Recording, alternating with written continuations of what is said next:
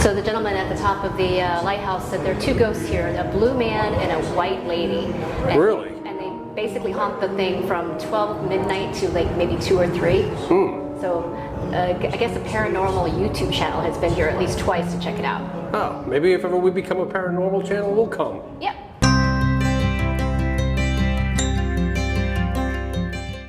Okay, welcome to this week's episode of Luv Subbin, and we're not in Texas anymore. No, we're not in Texas anymore. Obviously so. We are in Bennington, and unfortunately our fall trip has taken a detour. Yes, we spent 6 days and 1,342 miles zinging back to Vermont. We've dumped the Airstream in Georgia at its storage location. Yes. And why are we here? Because I have a cracked tooth, and I'm going to need a root canal. That'll be happening the day after tomorrow. Correct. And we figured coming back to Bennington would be the best solution to get me the speediest medical care possible. Yes, so, and in those 6 days of travel, there's a lot to do and everything. And we just said, let's do something different and fun this week, and that's what we've done. Yes, so we are standing in front of the old balloon sack inn. This was established back in 1764 and played a big part in the Battle of Bennington. It's the oldest existing lodging space still existing in Vermont today. Yeah, I mean, the Green Mountain Boys and everybody stayed here. How cool is that? Right, so it's not haunted, but it kind of looks haunted. So we thought that would be a great theme into this week's video, where we go back and take a look at some of our haunted locations that we've done for the past couple of years as part of our Luv Subbin. So let's get rolling.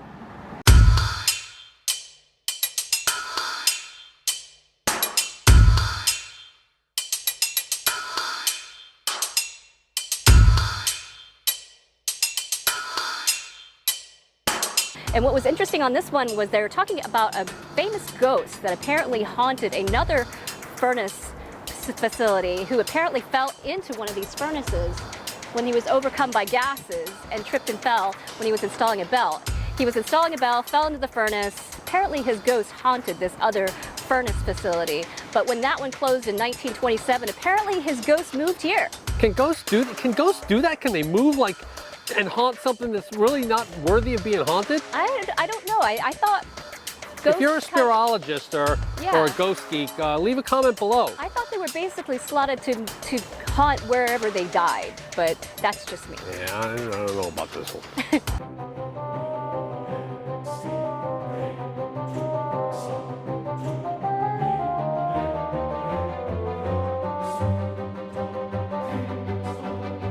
So what are you pointing out there, Sid? There's some little cat prints in the concrete, and so there must have been a lot of cats running around here at one point.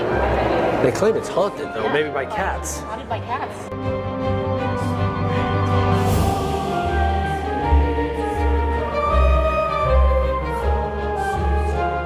So I actually didn't realize this was a hearse. I was just admiring the wood trim on that, and I came back here and I said, this big storage compartment's big enough to put a coffin in. And sure enough, that's probably where it went. I wonder why you would need padding.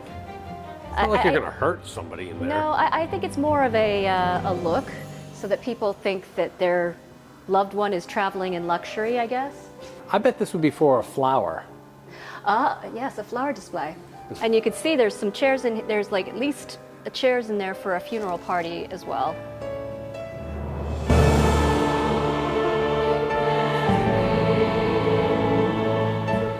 So we've just taken a quick little stop at this really beautiful, I guess, cemetery to check out that little rock wall in that archway. So let's go check it out.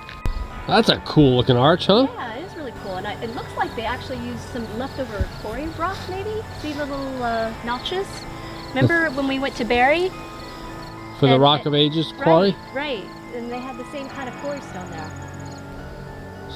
What have you found, Sid? Look, the tree grew around the gravestone. Oh yeah, look at that. Look at that, it sort of inhaled it. And this side Look at that, too. look at that on this side too. Isn't that strange? And look how big this tree is. Can you see when the...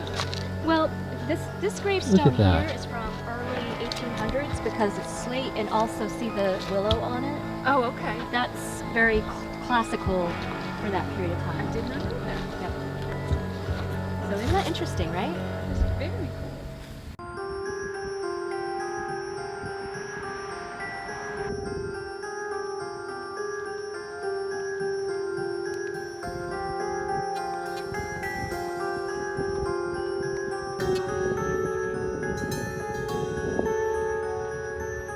Okay, so we are finishing our tour of the Hope Cemetery. What do you think? Oh, it was great. Just very interesting stonework and some unusual pieces. So it's an unusual destination, but there are tour buses that come through and look at some of the more unusual stones. There's a lot of Italian graves here, and they say that that's because many of the craftsmen in this area came from Italy, and that's where you get that from. So that was really something we haven't done in a long time, but it was really fun and quite interesting, I think. Unusual. So we're a big fan of finding interesting places, and what have we found here, see? We found what's called Spook Hill, and it's what is a gravity hill?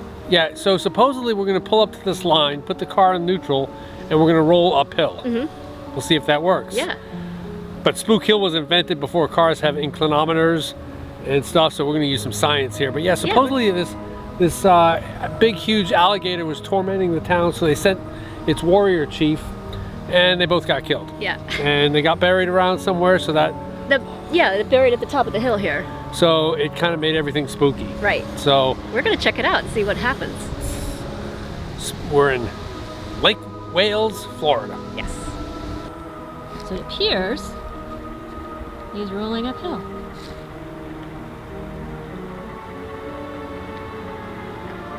That's pretty interesting. Let's see what happens if we do it from the inside.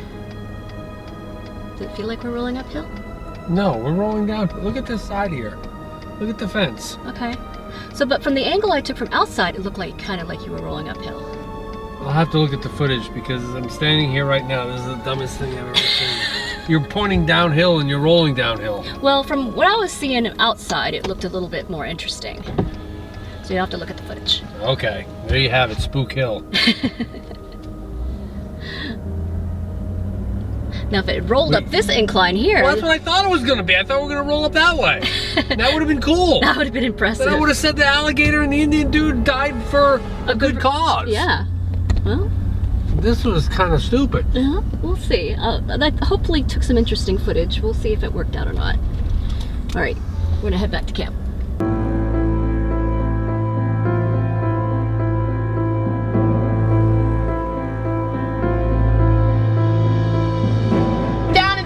Below the city with them, the very last words they are likely to hear is that we all float down here.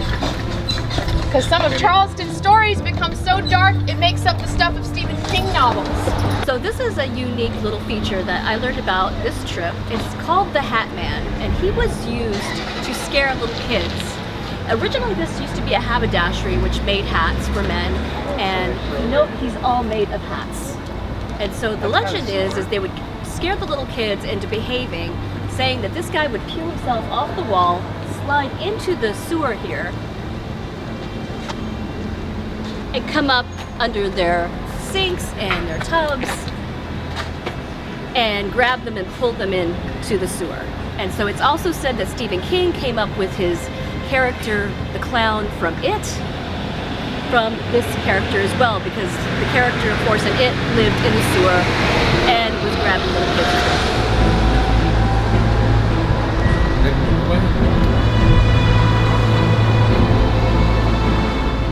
So there you have it, our little Halloween special in between and before a root canal. I thought it was kind of fun to put together to explore all the spooky places that we went over the years.